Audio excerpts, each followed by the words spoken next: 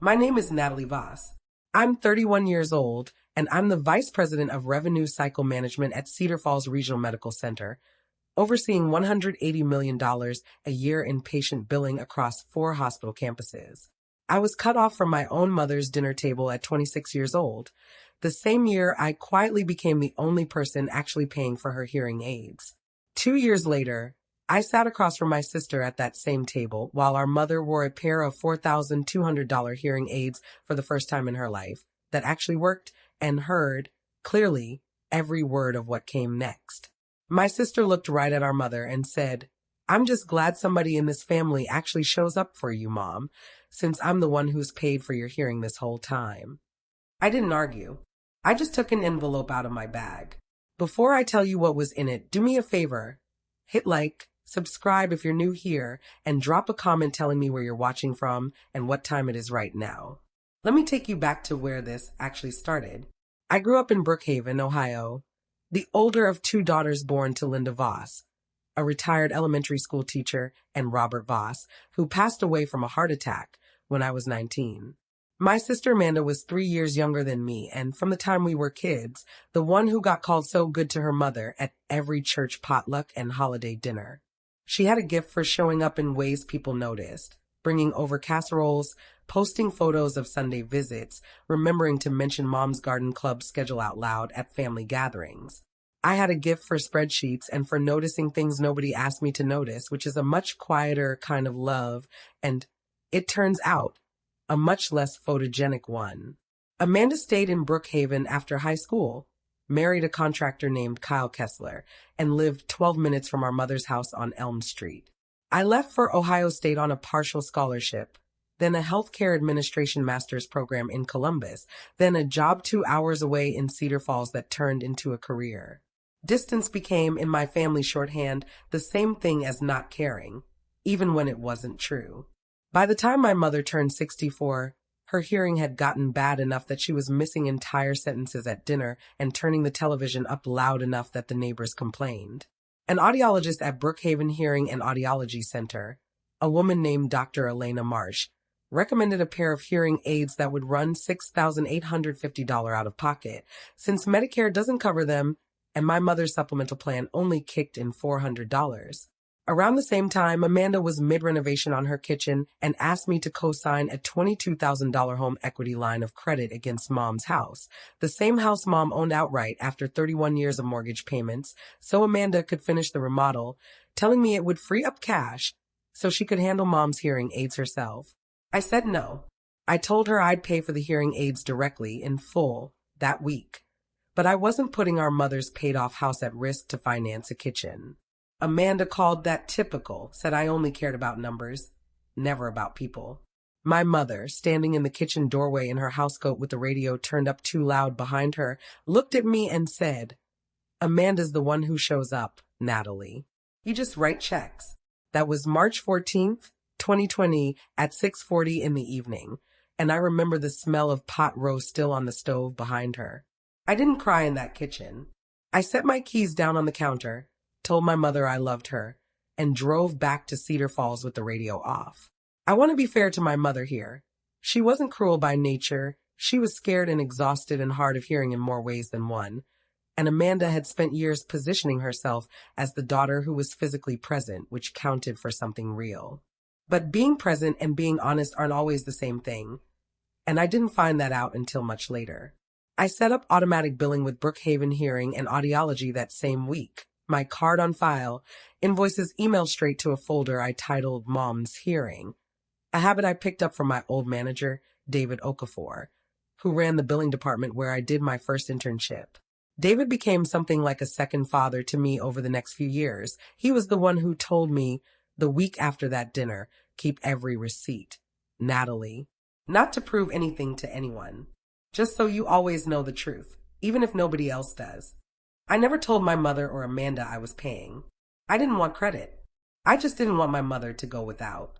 Year 1, I got promoted to Senior Manager of Patient Financial Services and moved into a small rental on Maple Court, 20 minutes from the hospital, where I kept a corkboard above my desk with nothing on it but insurance appeal deadlines, and tucked in the corner where nobody but me ever looked a printed copy of that first $6,850 invoice, paid in full.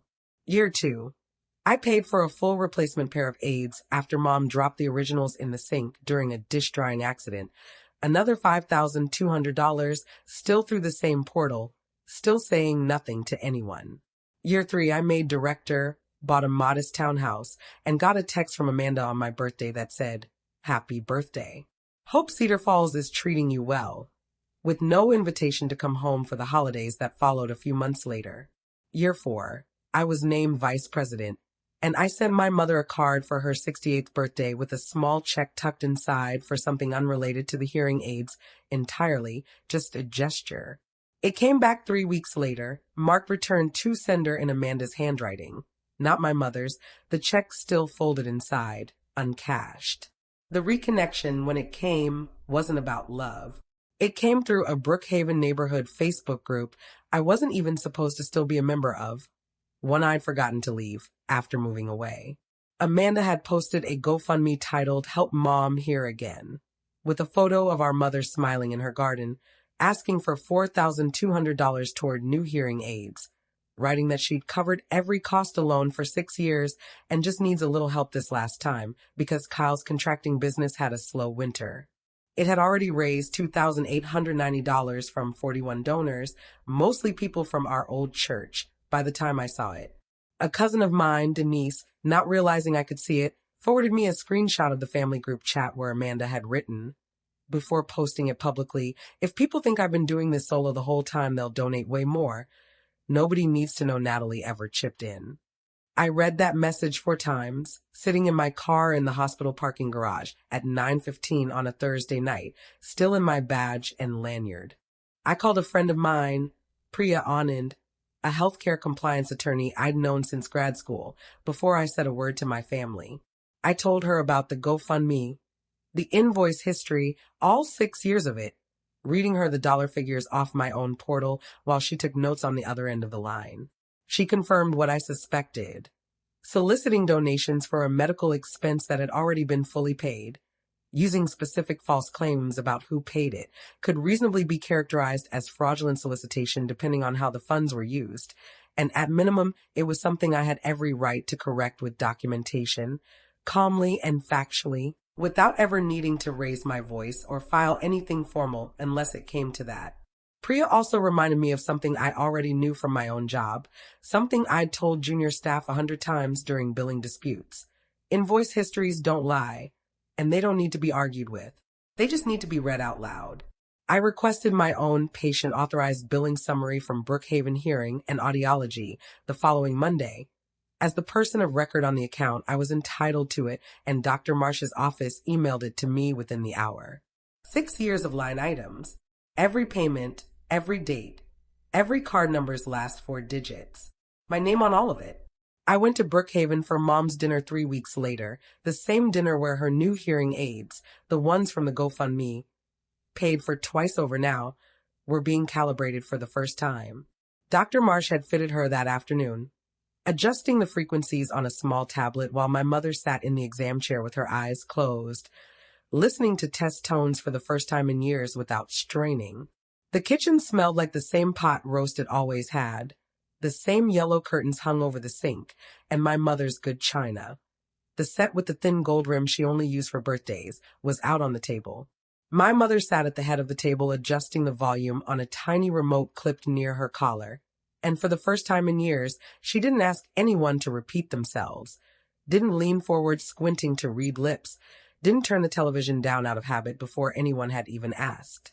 That was when Amanda raised her wine glass and said it, clear and warm, and performed for an audience of exactly 3 people. "I'm just glad somebody in this family actually shows up for you, Mom, since I'm the one who's paid for your hearing this whole time." My mother, hearing every syllable of that sentence with perfect clarity for the first time in 6 years, went still. I didn't raise my voice.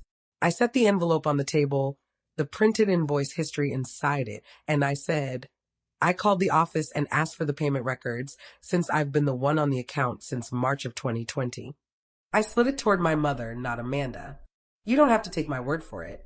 It's all right there in black and white, 6 years of it under my name." My mother put on her glasses and read it in the kind of silence that used to be impossible in that house because she used to need everyone to talk twice as loud just to follow along. I looked at Amanda and said the only line I'd planned in advance. You didn't have to lie to be the daughter who loved her. You only had to say I helped too. That was the moment the room actually went quiet. Amanda's face crumpled in a way I hadn't seen since we were kids, since maybe the summer our father died. I couldn't compete with you, she said, quieter than I'd heard her in years, her wine glass still in her hand, forgotten. You left and got the fancy job and the title, and I stayed here doing the actual work of being present, driving her to appointments, mowing her lawn every other Saturday. And it still felt like it counted for less than a paycheck, so I needed people to believe I was the one holding this together financially too. That was real. And I believed her. Being present for 6 years is its own kind of expensive, even if it doesn't show up on an invoice. Then, a breath later, her jaw set again, and she said the invoices didn't prove I didn't help in other ways, which wasn't really the point anymore. But I let her have it, because some fights aren't worth finishing at your mother's dinner table. I didn't expose the GoFundMe publicly. I didn't need to. A family friend, Mrs. Petrakis from 2 doors down, who donated $50, saw the same invoice history circulate quietly through the extended family in the weeks after, asked one pointed question in the comments, and Amanda quietly refunded the campaign herself before anyone had to ask her to, closing it out entirely by the end of that month. That happened because of her own choice, not mine. My mother called me the following Tuesday, her new hearing aids in, her voice steady in a way it hadn't been in years. I heard everything at that table, she said, clearly, for the first time in longer than I want to admit. I'm sorry I ever told you that you just wrote checks. Writing the check was showing up. I just couldn't hear it before. I told her the door had never actually been locked, only quiet. We talk every Sunday now. If this is hitting close to home, drop a comment. Here's what I actually took from all of it. Showing up doesn't only look like being in the room. Sometimes it looks like a recurring payment nobody sees, or a folder of receipts you never planned to use as proof, kept only because someone once told you the truth is worth having on hand, even when nobody's asking for it yet. I didn't keep those invoices to win an argument at a dinner table. I kept them because I loved my mother in a language she couldn't always hear, until, finally, she could. Love that only counts when someone's watching isn't really love, it's marketing. And the people who need to believe that story the most are usually the ones who never had to check whether it was true. If you've ever quietly carried something for your family that nobody gave you credit for, I hope you find your own version of that envelope. Proof you never needed until suddenly you did. Subscribe if you want more stories like this one. Share it with somebody who needs to hear it today. Tell me in the comments what you'd have said at that table, and I'll see you in the next one.